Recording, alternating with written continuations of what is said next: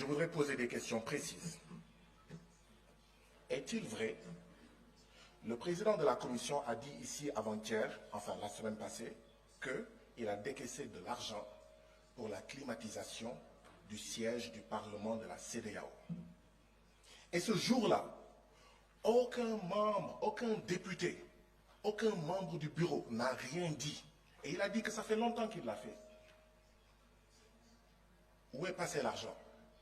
Si on ne nous dit pas où est passé l'argent, si on ne règle pas où est passé l'argent, si on ne discute pas ici d'où est passé l'argent, mais le président de la commission va dire, mais vous les gens du Parlement là, vous vous moquez de moi, mais entre vous, vous n'êtes même pas sérieux?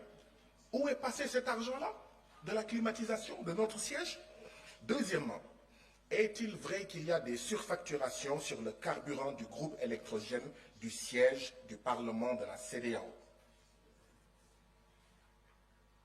Troisièmement ou quatrièmement, est-il vrai qu'il y a des surfacturations sur les billets d'avion des députés de la CEDEAO et autres?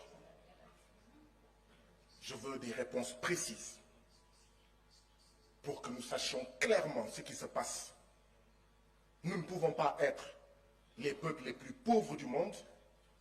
Et si c'est vrai, on surfacture le carburant, on surfacture les billets d'avion, etc. Qu'il y ait des gens qui vivent sur le dos de la communauté et des prélèvements communautaires.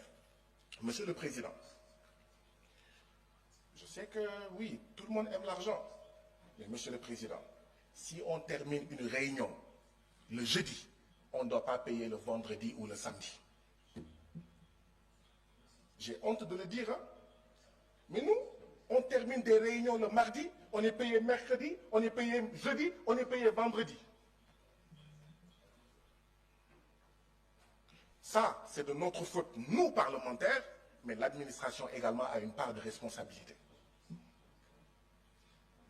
Est-ce que ça va continuer? Ça ne peut pas continuer.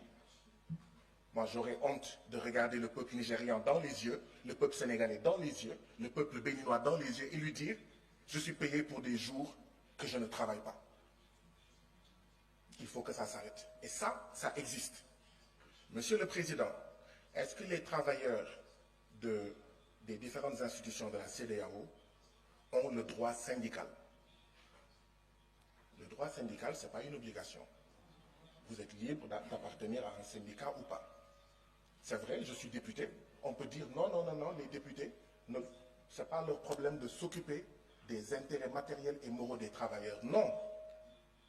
L'intégration que nous prônons, vouloir le bonheur pour nos peuples, ça commence d'abord pour le peuple qui est là, qui est là. Et qui sans eux, on n'est pas là. Est-ce qu'ils ont le droit syndical? Est-ce que leurs droits syndicaux sont protégés? S'ils refusent, c'est leur affaire. Mais est-ce qu'au moins on leur reconnaît le droit syndical ici? À la page 65 du rapport. Je termine là-dessus, j'ai terminé. Monsieur le Président, j'ai terminé. À la page 65 du rapport, c'est les ressources humaines, direction des ressources humaines. Défi, effectif insuffisant. Nécessité de mettre à niveau le service, faible budget, etc. Tous ces points-là, ça demande de l'argent.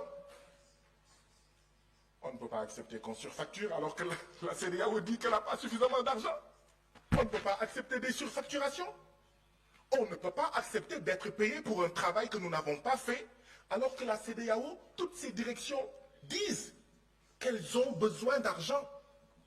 Je vous remercie de votre aimable attention. Thank you, Honorable